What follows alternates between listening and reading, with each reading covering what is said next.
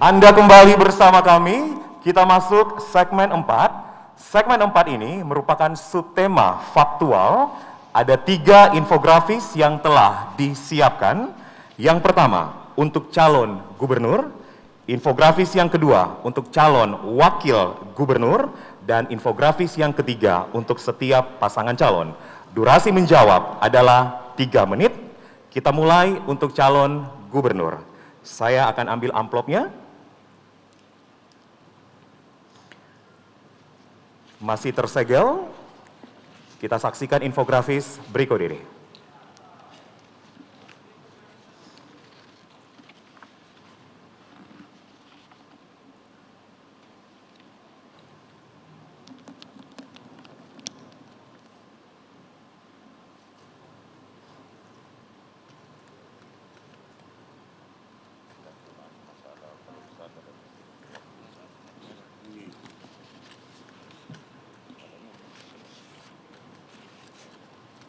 Mohon untuk calon gubernur untuk menyimak.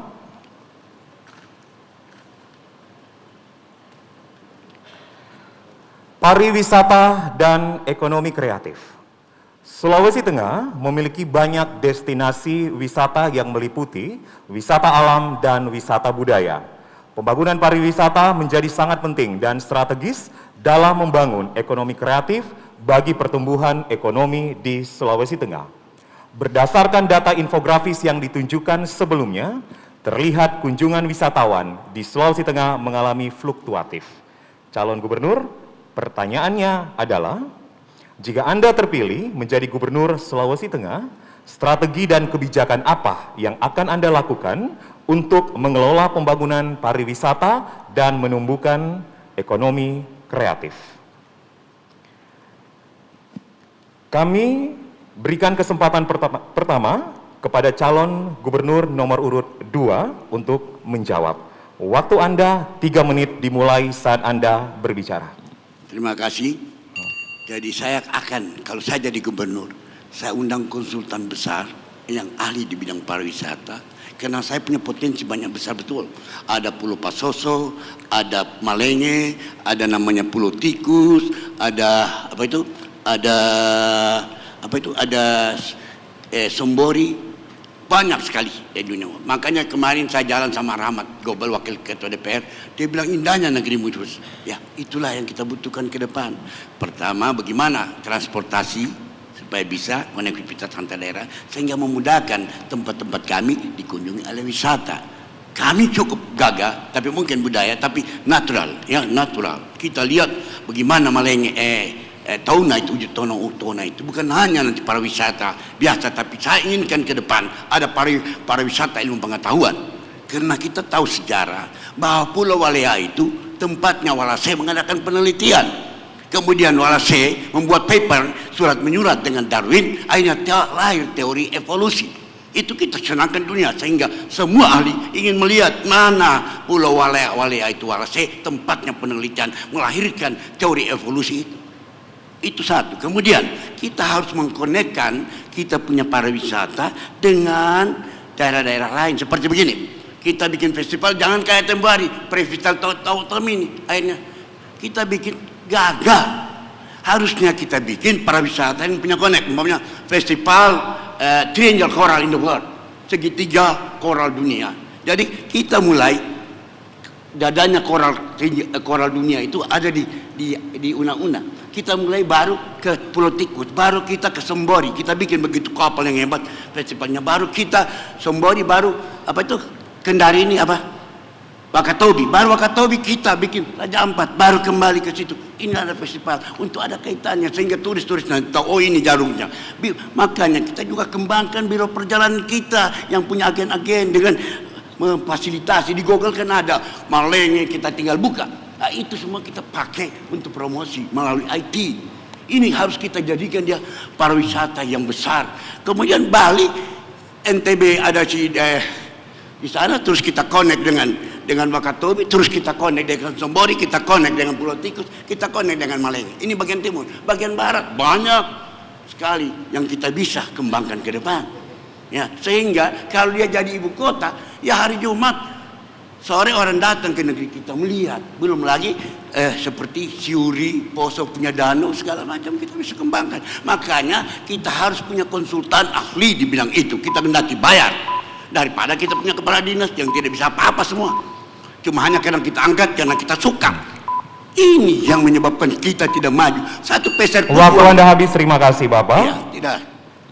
Selanjutnya kami berikan kesempatan kepada calon gubernur nomor urut 1 untuk menjawab. Waktu Anda 3 menit, dimulai saat berbicara. Iya, kalau kita bicara tentang pengembangan pariwisata dan industri pariwisata di Sulawesi Tengah, memang kita harus mengkonekkan antara pariwisata itu dengan industri wisata. Kita hari ini baru menjadi daerah yang memiliki potensi wisata. Potensi wisata ini yang kemudian belum memiliki daya ungkit sehingga menyebabkan adanya pertumbuhan ekonomi dari industri-industri wisata ikutan dari potensi wisata itu. Sehingga kalau ke depan kami diberi amanah menjadi gubernur, yang pertama berkaitan dengan soal kemasannya. Bagaimana kita mengemas pariwisata kita di Sulawesi Tengah ini, dan kemudian yang kedua bagaimana kita mengkonekkan sebagaimana disampaikan tadi oleh orang tua kami Bapak Rusdi Mastura, mengkonekkan dengan semua link-link pariwisata yang ada di Indonesia ini, dan kemudian bagaimana kita mengkonekkan antara program pariwisata kita dengan pusat, dan kemudian bagaimana dengan pariwisata dunia. Ini adalah program-program ikutan yang harus kita dorong sehingga pariwisata Sulawesi Tengah itu menjadi industri wisata yang nantinya pada akhirnya akan membawa dampak secara ekonomi kepada masyarakat. Apa yang akan tumbuh di situ ketika industri pariwisata ini kita kembangkan? Akan lahir UKM-UKM yang nanti yang dikelola oleh masyarakat sehingga mereka memiliki pendapatan secara ekonomi dari potensi wisata yang ada di sekitarnya. Kalau kita lihat hari ini, kenapa kunjungan wisata kita setiap tahunnya itu terjadi fluktuatif, bahkan ada kecenderungan menurun?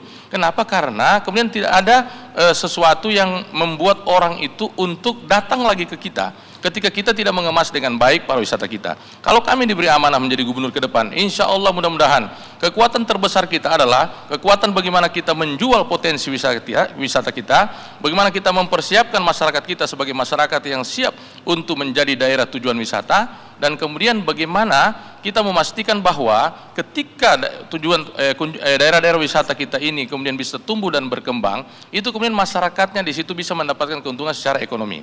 Hari ini kita lihat potensi wisata kita banyak di Sulawesi Tengah ini, tapi masih banyak juga potensi wisata itu yang dikelola oleh kelompok-kelompok tertentu yang sifatnya sangat privasi, di mana tidak bisa semua orang datang ke sana kecuali mereka mengelola sendiri dan mempekerjakan sedikit sekali orang. Nah, ini yang kita harapkan agar supaya kemudian ke depan konektivitas tentang pariwisata dan industri ini menjadi penting. Dan kemudian yang berikutnya, kita juga akan mendorong jiwa masyarakat-masyarakat di sekitar kawasan wisata itu untuk mereka memiliki jiwa entrepreneur. Mereka bisa mengembangkan usaha-usaha baru dan mereka bisa menjadi orang-orang yang bisa menjelaskan kepada orang yang datang, sehingga setiap orang yang datang kemudian mereka merasa nyaman dan dia akan keluar kembali dari daerah kita akan bercerita tentang indahnya potensi wisata di Sulawesi Tengah. Saya mengambil contoh satu desa di Banggai Laut. Ada satu desa dikunjungi oleh orang Prancis. Setelah dia kembali dari sana, dia bercerita tentang bagaimana indahnya desa itu, bagaimana masyarakat menerima dia, dan bagaimana dia diperlakukan. Dan cerita itu yang hari ini mengantar orang Prancis datang ke sana bergantian sampai dengan saat ini. Saya kira itu. Terima kasih. Cukup, waktu Anda habis. Terima kasih. Infografis selanjutnya diperuntukkan bagi calon wakil gubernur. Langsung saya ambil amplopnya. Infografis ini terkait dengan budaya dan karakter bangsa, kita simak bersama.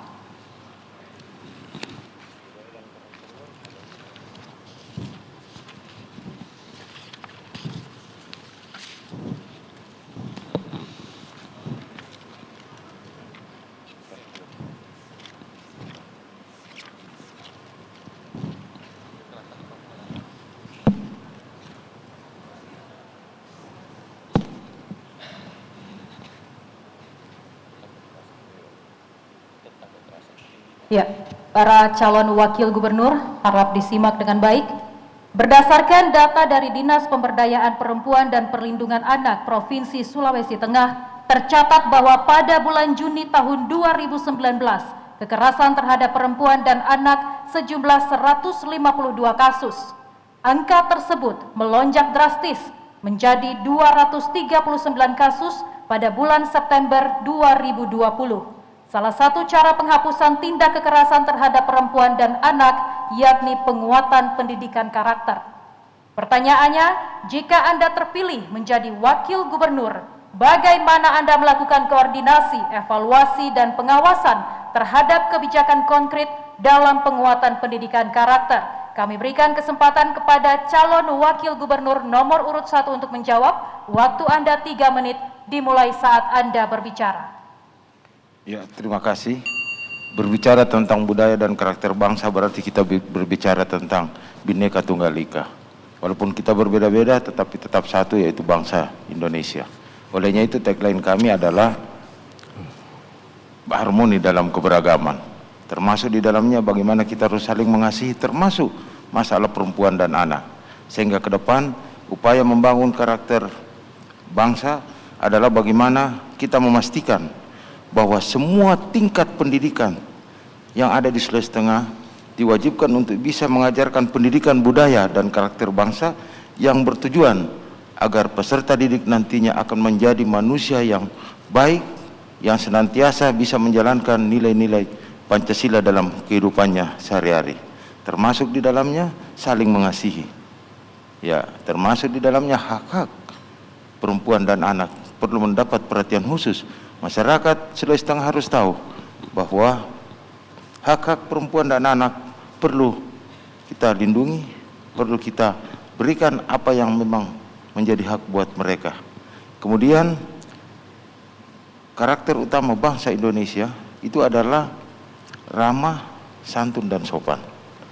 Ya, saling mengasihi. Nah, ini yang harus ditanamkan kepada seluruh masyarakat, kepada generasi muda kita ke depan, agar supaya Provinsi Sulawesi Tengah ke depan bisa tumbuh dengan baik, anak-anak kita, generasi muda kita bisa tumbuh dengan baik, punya moral yang baik, punya tata krama yang baik, bisa saling mengasihi, sehingga nantinya kita akan mendapatkan generasi yang betul-betul bisa diandalkan, yang bisa menjalankan nilai-nilai agama, nilai-nilai Pancasila, nilai-nilai budaya yang kita miliki di Sulawesi Tengah. Itu yang menjadi tujuan kami ke depan, bagaimana semua masyarakat, terutama anak didik kita dari semua tingkatan pendidikan, itu mengajarkan tentang hak-hak manusia, termasuk perlindungan terhadap perempuan dan anak. Ini yang akan kami terapkan ke depan. Harus kita bisa menjamin bahwa benar-benar ke depan kita bisa mengajarkan kepada masyarakat, kepada generasi muda kita, bagaimana kita saling mengasihi, saling menyayangi, bagaimana kita mendahulukan kepentingan perempuan, kepentingan anak yang memang sesuai dengan undang-undang, mereka harus mendapat perlindungan yang layak, diberikan hak-haknya apa yang memang menjadi hak mereka. Saya kira itu yang saya bisa sampaikan. Terima kasih. Masih tersisa waktu 8 detik, ingin menambahkan? Sudah cukup? Cukup? Baik, waktu boleh dihentikan. Selanjutnya calon wakil gubernur nomor urut 2 silakan menjawab. Anda punya 3 menit dimulai saat Anda berbicara. Ya,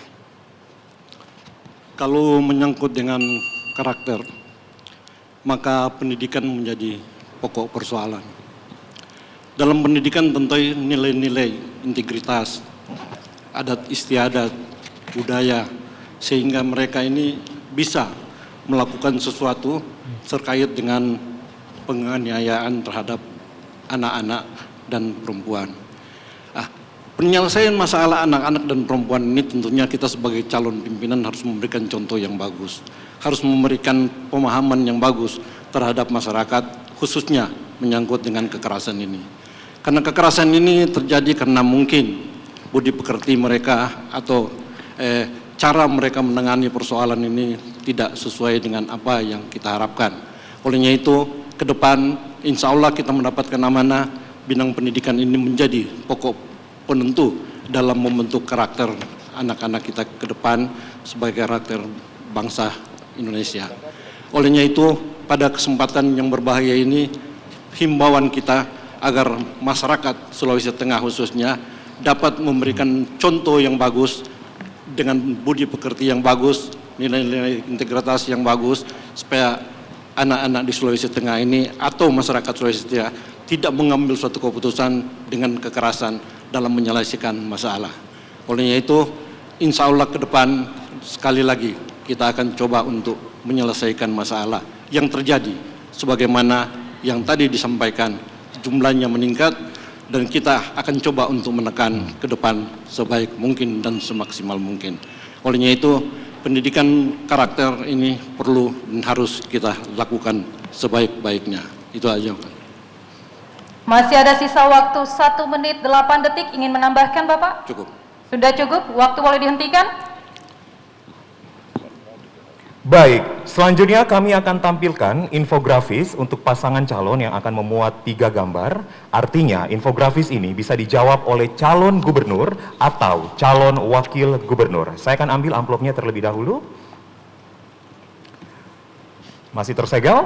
Kita saksikan infografis berikut ini.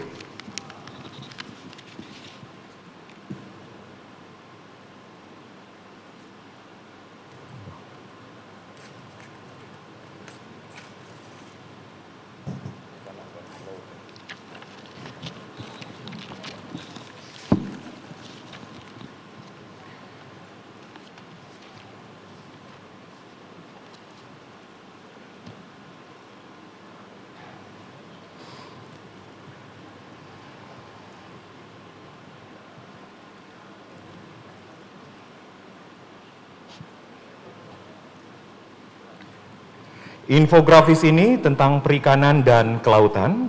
Provinsi Sulawesi Tengah memiliki luas perairan lautnya 77.295,90 km persegi, panjang garis pantainya 6.653,31 km, sebagian besar penduduknya bermukim di wilayah pesisir. Berdasarkan data Kementerian Kelautan dan Perikanan, pada tahun 2017, produksi perikanan sebesar 178.438 ton dan tahun 2018 sebesar 171.115 ton. Dengan demikian, pemanfaatan sumber daya kelautan dan perikanan perlu upaya peningkatan produksi dan kesejahteraan nelayan. Kami ingatkan kembali, bisa dijawab oleh calon gubernur dan calon wakil gubernur. Pertanyaannya, jika Anda terpilih menjadi gubernur dan wakil gubernur Provinsi Sulawesi Tengah, strategi dan kebijakan apa dalam mengelola sumber daya perikanan dan kelautan yang berkelanjutan? Untuk kesempatan pertama kami berikan kepada paslon nomor urut 1 untuk menjawab. Waktu Anda 3 menit dimulai saat Anda berbicara.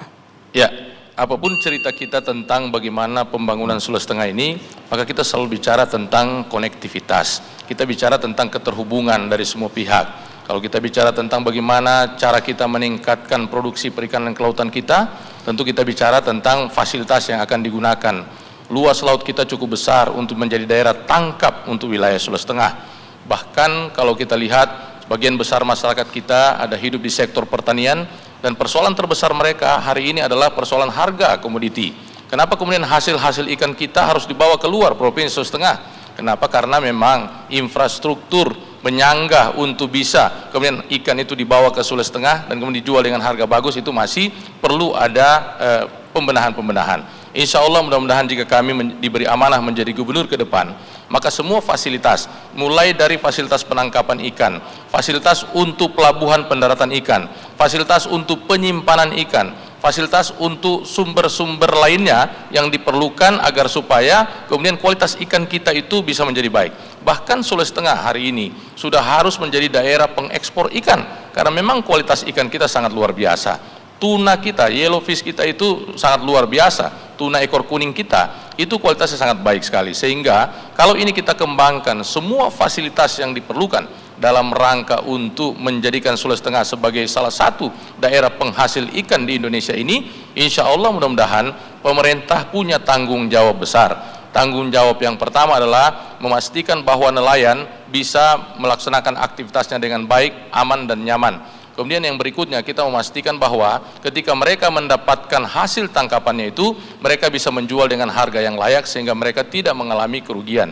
Yang berikutnya adalah kita jaminkan bahwa alat-alat tangkap yang digunakan oleh nelayan itu adalah alat-alat tangkap yang aman, yang dilengkapi dengan fasilitas yang cukup, dan kemudian teknologinya memungkinkan. Kesulitan terbesar kita juga adalah teknologi yang digunakan untuk nelayan-nelayan penangkap ikan kita itu masih perlu untuk kita tingkatkan. Hasil kunjungan kami ke beberapa wilayah di Sulawesi Tengah yang wilayah itu adalah wilayah perairan di mana banyak masyarakatnya hidup sebagai nelayan. Salah satu keluhan mereka adalah mereka meminta kepada pemerintah untuk membantu memfasilitasi alat tangkap yang layak sehingga mereka bisa lebih jauh untuk menangkap ikan dan jumlahnya bisa lebih besar. Bahkan mereka juga meminta agar supaya kita menyiapkan pelabuhan-pelabuhan pendaratan ikan yang nanti bisa menampung ikan-ikan itu. Bahkan kemarin saya juga menyampaikan kepada para nelayan, insya Allah mudah-mudahan kalau kami diberi amanah menjadi gubernur ke depan, karena kerja-kerja nelayan ini adalah kerja-kerja yang mengandung resiko, bahkan bisa menyebabkan mereka menjadi korban, maka kami juga menyampaikan jika nanti anggaran pemerintah daerah Provinsi Sulawesi Tengah mencukupi, kami akan memprogramkan yang namanya asuransi buat nelayan. Saya kira ini yang mungkin dapat kami sampaikan berkaitan dengan masalah tadi yang disampaikan. Terima kasih. Waktu Anda habis, terima kasih. Selanjutnya kami berikan kesempatan kepada paslon nomor urut 2 untuk menjawab. Waktu Anda 3 menit dimulai saat Anda berbicara. Terima kasih. Sebenarnya saya kecewa sedikit karena adik-adik ini bekas rekam jejaknya penjabat di saat itu. Sehingga alokasi anggaran, saya tanya sama Sudin Aco, kenapa tidak maju-maju perikan? Karena alokasi anggaran yang terbatas. Karena fiskal daerah kita ini rendah. Itu sebabnya. Saya tahu apa persoalan yang dihadapi adik saya. Karena juga harus dia tunduk pada atasan di atas. Tetapi mereka harus berani memberikan pikiran-pikiran mereka seperti ini. Pada waktu rekam jejak mereka berada. Kemudian apa yang harus kita buat? Kita punya potensi, oke, laut. Kita, Selat Makassar, Laut Sulawesi, Teluk Tomini, Teluk Tolo, itu potensi kita sangat besar. Tinggal kita modernisasi, ya, alat tangkap semua yang seperti dia katakan tadi. Itu yang harus kita lakukan. Kemudian memanfaatkan IT. Tadi saya katakan, tidak lagi seorang nelayan mencari-cari ikan, tetapi membuat habis bensinnya, tetapi dia tahu bisa bermain IT, ada namanya Fish On, aplikasi Fish On, dia bisa masuk di sana, terus itu dia tahu di mana ikan. Ini yang kita perlu. Nah, makanya nanti nelayan itu kita didik kembali, ada kita bangun sekolah perikanan, sekolah apa semuanya ke depan. Kemudian kita masih punya potensi rumput laut dan potensi udang Paname yang begitu besar sehingga membuat rakyat kita bisa dengan biofok. Artinya rakyat-rakyat kita dengan terpal membuat udang Paname itu. Nah, kemudian kita membuat namanya rumput laut. Rumput laut cuma di pinggir biar anak SMP bisa berbuat itu. Ya, ini yang harus kita kembangkan sehingga rakyat kita bisa. Kenapa? Sulawesi Selatan saja, saya tanya Numan dulu, Numan, berapa potensi rumput laut kau? Dia bilang 2 juta ton. Berapa garis pantai kau? Cuma 1.500, kita tadi 66.000. Bayangkan potensi kita. Sudahlah, kita sama dengan Sulawesi Selatan 2 juta ton. 2 juta ton itu menghasilkan berapa kerajinan? Kerajinan itu 1 kilo 200.000. Berarti kalau 2 juta ton kali 200.000 berarti ada 400 triliun. Masa kita tidak bisa ambil 400.000 di tengah-tengah rakyat Sulawesi Tengah? Besar, 400 triliun. Bayangkan itu. Kalau 1% saja menjadi pendapatan daerah, berarti ada 4 triliun kita punya di sana. Jadi otak kita itu harus lebih cerdas ke depan, harus inovasi ke depan. Seperti katanya Muhammad Fatih, penakluk Konstantinopel, yang tidak mungkin itu bisa mungkin. Bayangkan seorang kapal dia kasih pindah melalui gunung sehingga menyerang Konstantinopel, bisa menaklukkan Konstantinopel. Dia bilang kemungkinan itu belum bisa dibuktikan kalau kita belum berkorban untuk kemungkinan itu. Ini semuanya. Makanya saya katakan kita harus anak yang muda-muda berpikir think big, start small, move fast. Berpikir besar. Kabar Sulawesi Tengah ini maju ke depan. Masih ada 5 detik. 5 detik. Itulah kira-kira. Jadi banyak yang harus kita Waktu habis, terima kasih Bapak. Kita berikan tepuk tangan untuk seluruh pasangan calon gubernur dan wakil gubernur Sulawesi Tengah. Dan hadirin dan pemirsa, kita akan jeda sejenak. Debat publik terbuka tahap ketiga segera kembali.